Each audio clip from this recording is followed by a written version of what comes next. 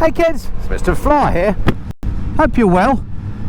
Now I'm out and about today on another bike review, but this is a little bit of an unusual one because this is a bike I have reviewed before. Today I'm riding or re-riding the Kawasaki Z900RS. So this review is going to be a sort of a Z900RS Revisited, if you like.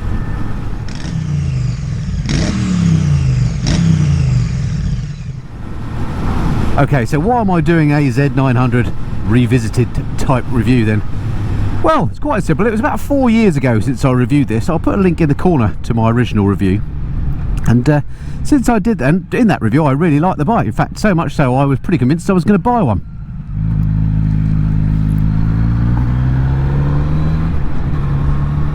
However, quite soon after that time, the Trump Speed Twin came along.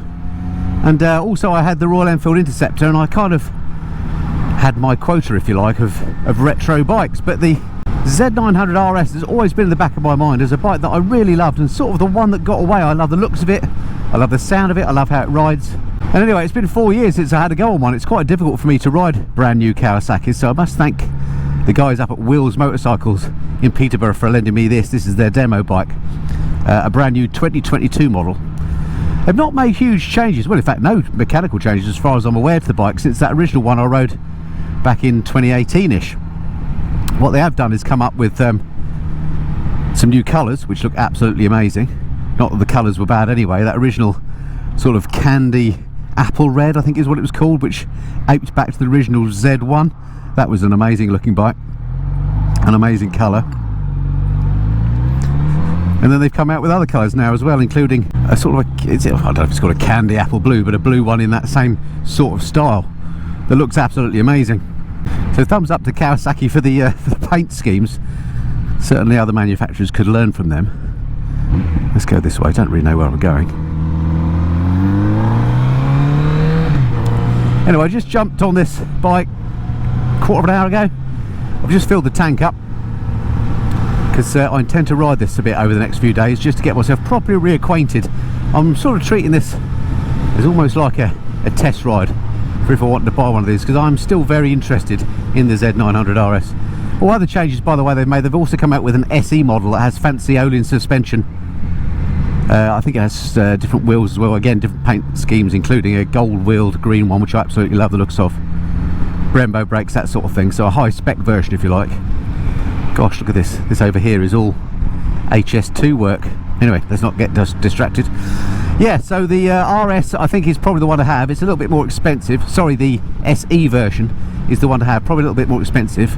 I was having a look on the website yesterday, and unfortunately the SE is already sold out its allocation in the UK. So if you want a brand new one, I don't think you can get one. So you need to keep your eyes skinned on the classified for a second-hand one of those if and when they come along. They've not been out for long, or whether, I don't know whether we'll get another allocation next year perhaps. If we do, I might have to get the wallet out, because I have to say, having just ridden this, as I say, for the last 20 minutes or so and got reacquainted again, I absolutely love it. Right, before I wax too lyrical, let me just jump off the bike and show you around it in case you've not seen this bike before. Well, I've parked in possibly the darkest possible place to show you around the bike, but let me show you the machine anyway. Here she is, Kawasaki Z900RS. I think she looks absolutely beautiful. Given this is derived from a thoroughly modern motorcycle, just the standard Kawasaki Z900, I think they've done a great job putting this new dress on it. In particular, I like the big tank that harks back, of course, to the original Z1. Of course, no retro would be complete without some cooling fins on here, which they've done a good job on. What's not so nice, of course, is the radiator, but that's one of those necessary evils these days. Liquid cooled machines, getting through Euro 5 and all that, you're going to need a radiator, so that's possibly the only fly in the ointment. However, it still looks good. I love the 4 header pipes for the 4-cylinder engine as well. Around the back, the light very much apes the original Z1 as well, although of course they're LED these days. The seat looks lovely as well. I think they've done a good job. The paint is lustrous. I love the dials on this thing. I love the bullet shapes as well of the enclosures. I just think they've done a top job making the RS look like a proper retro. Anything else to say about it? No, I don't think so. Let's get on and ride her some. So that's what she looks like, and I think as retro bikes go, she looks really good. Kawasaki have done an amazing job of taking what was their, or is their Z900 Roadster, a thoroughly modern bike in every way, and draping it in these retro clothes, giving it the upright stance putting on these amazing clocks and making the thing absolutely appealing to people of my sort of age and generation. Although I've got no memories of that original Z1, that was before my biking time at least, if not before my actual time. I do appreciate how this machine looks. It's a beautiful thing. So much for how she looks at it. What about the ride? Well, great. In a word, the seat on it is a little bit hard, if I'm honest. As I say, I want to ride it a little bit more. I'm going to do a biker scram with Jeff and Dan in a few days' time, and I'm thinking of taking this because that's a bit more of a longer run, a few hundred miles. So I'll see how the seat fares on that. So if you're interested in the bike and my views on it, stick around, stay tuned to the channel, because that'll be coming up in a few videos' time. I'll see how I get on with her. But although having said the seat is hard, it's actually not uncomfortable. It's nicely shaped. It's quite wide. It's very grippy as well. Some seats you jump on can be a bit slippery, can't they, and then move around as you accelerate and brake. Well, not this one. This is absolutely fine. Riding position itself, you're sat quite upright. My legs almost 90 degrees, a little bit of an acute angle here, nothing too bad, and a slight lean forward, very, very comfortable. I think I could ride this all day long without any aches and pains. Handlebars are quite wide. It seems a very comfortable place to be for me. Again, I'll report back on that when I've done a longer ride.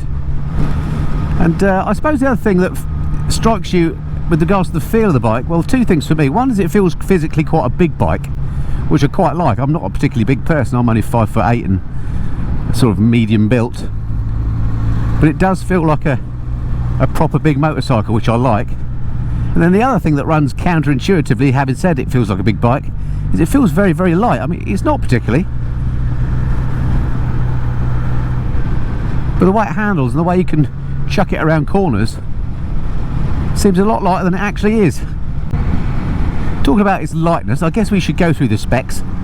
So let's just get that out of the way. Alright, so the all-important specs then, what are the numbers on this machine? Let's start, as we always do, with the engine. This is actually a 948cc liquid-cooled inline four, as I say, taken from the Z900. Puts out about 110 brake horsepower with 98.5 newton meters of torque at 6,500 RPM. Brakes on here, if we go down the front, they're badged Kawasaki. Look, it's got dual discs on here. These are twin 300mm discs on the front with a 4-pot monoblock caliper. On the rear, we're looking at a 250mm disc with a single pot caliper as well. That's a badged Nissin, that one. Suspension on the front, we've got 41mm upside down forks, adjustable for compression, preload and rebound. Adjusters up the top, always difficult to get to underneath the handlebars, but there they are, you can fiddle with those. At the back there's a single shock which is adjustable for rebound. If you can see there, it's quite difficult to get at, but there's the rebound adjuster. Seat height on here is actually 835mm, so quite tall, although I can flat foot it at 5'8", no problems at all. Curb weight of this machine, Kawasaki claim, is 215 kilograms, so that's wet. So not a lightweight by any means, but it feels very much lighter than that when you're riding it. Tank capacity on the bike, 17 litres. Electronics on the bike, not really much to talk about, just the stuff that you need. So it's got ABS traction control, which is switchable, LED tail light and headlight, and that's about it. LCD display as well in between those clocks, which I think looks absolutely brilliant.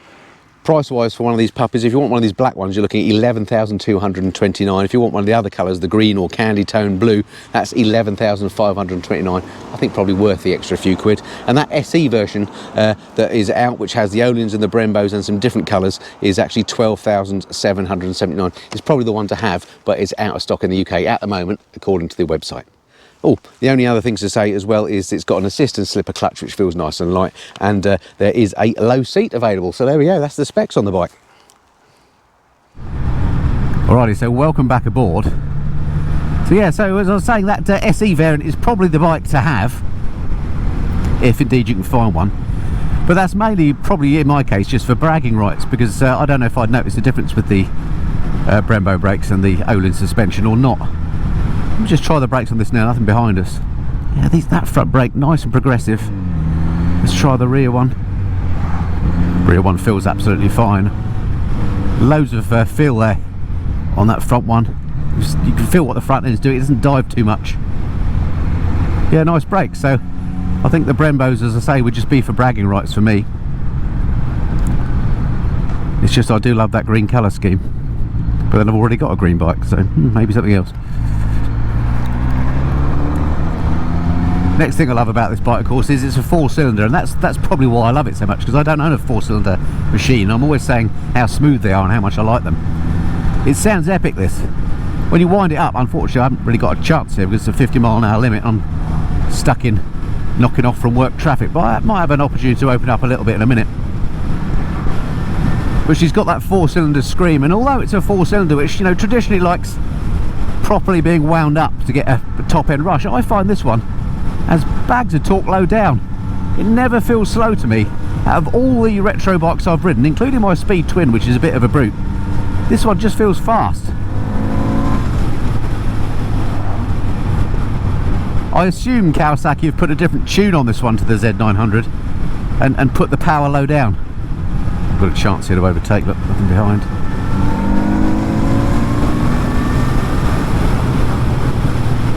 It's in real world speeds where this one feels nice and torquey, to me at least, and it's when you get a bit faster that it runs out of speed. But that doesn't matter to me, because I'm rarely doing more than 70 because I'm riding on these sorts of roads. These sort of bikes are back lane cruisers, aren't they? So you don't need to be going super fast, you just need to be able to get away quickly, and this one definitely can, which is surprising for a 4-cylinder. The other beauty about it being a 4-cylinder, as I've alluded to, is it is super smooth. No rock and roll on this thing. There are some higher frequency vibrations I've noticed through the frame a little bit if you're holding, say, a constant 60 miles an hour, but nothing obtrusive or that would be, you know, really annoying if you own the bike. Just enough to let you know that you're on a motorcycle, so that's not a bad thing. Great view, by the way. I've come out as ever at the wrong time. It's sort of knocking off work time, so there's quite a bit of traffic about, but I feel like I'm sitting quite high and I can see over this Audi in front of me. You probably can't on this camera because it's mounted slightly lower than my eye line, but I've got a good view of the traffic ahead, so if you wanted a bike that's perfect for commuting, then this could well be that as well. There's a good view and nice and agile and light to manoeuvre. Gearbox on here, nice and positive. There's no doubt when you've changed gear, and it's nice and light as well, as is the clutch. Yeah, very easy to ride this bike. Let's just come right down and explore the slow end of the envelope. There's nothing around. Right, here we are. First gear, 10 miles an hour. Fueling seems fine. Nothing snatchy about that. Let's bring her up a bit. Try and hold a constant 20 in second. Yeah, fueling seems absolutely fine on this. There's really nothing about this bike that I can find to not like, which annoys me because people then always say, oh, you only ever say good things about bikes. That's not actually true. But in the case of this machine, I'm going to struggle to find things I don't like. It's reminded me why I was so gushing about it in that original review. I love it.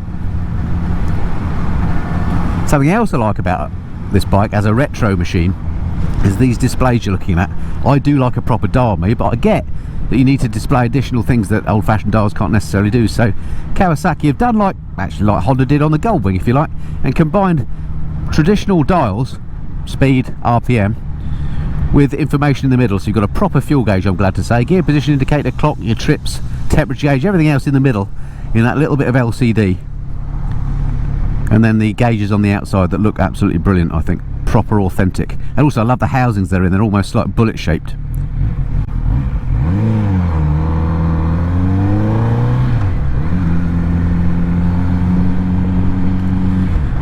And that's something I think that's quite important, is what you're looking at when you're riding the bike. If you've got, like on some of these fared adventure bikes, lots of space and plastics, they look horrible when you're riding along, but this, no, that's not the case. Looks nice with those dials. I suppose if I had a complaint about things I'm looking at, it's this plastic piss pot type brake reservoir, but so many manufacturers do that, don't they? I don't know why, because with a nice aluminium job there, it would look so much better. I know it would add to cost, but not a lot, and it would just look that much better, wouldn't it? But there we go. Most manufacturers do that. Switch gear on here, nice and simple. It is a simple bike at the end of the day. Nothing like riding modes and things like that to distract you, or at least not that I've found anyway.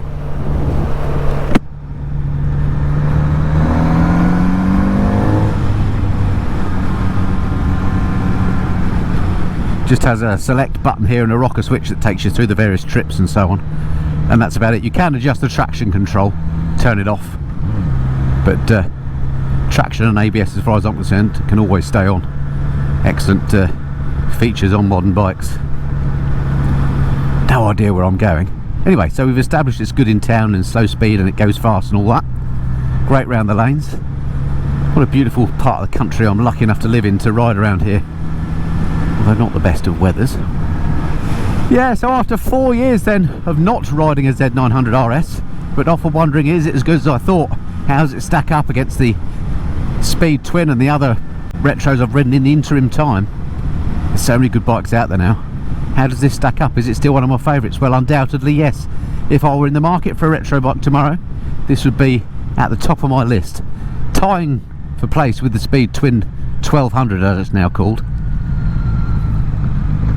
But you know, if I was buying tomorrow having had the Speed Twin, as long as I've had it, I would get one of these instead. It's just that much different. 4-cylinder engine character is different, but different in a way that I like.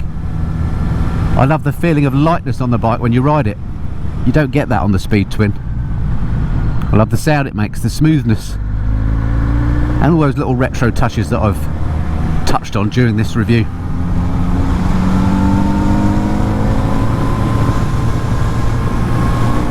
Woohoo! What a fun machine. Excellent.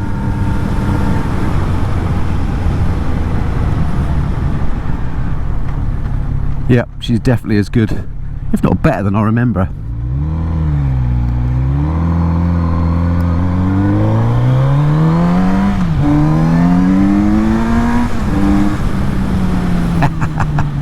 Oh, if only I had a bigger garage, I would 100% have one of these. Anyway, there we go. Thanks again to Will's Motorcycles for reintroducing me to the Z900RS. Do stick around and stay tuned to the channel if you want more videos on this. As I say, I shall be taking it on a biker scran, so keep a lookout for that. And if this is the first time you've been to my channel, do consider hitting that subscribe button. It'd be fantastic to have you along. I don't just do bike reviews. Hey, I don't just do bike reviews here on the Missenden Flyer. But I do trips and tours at home and abroad, bits and pieces in the garage about how to look after your bike. I do a monthly bike news. Every once in a blue moon I do a live stream. Basically anything and everything to do with motorcycles. I'll try and cover it here on the Missenden Flyer. It'd be great to have you along. Right, I'm going to enjoy myself getting reacquainted with the Z900RS, and I'll look forward to speaking to you again soon. Until then, this has been the Missenden Flyer. Cheerio.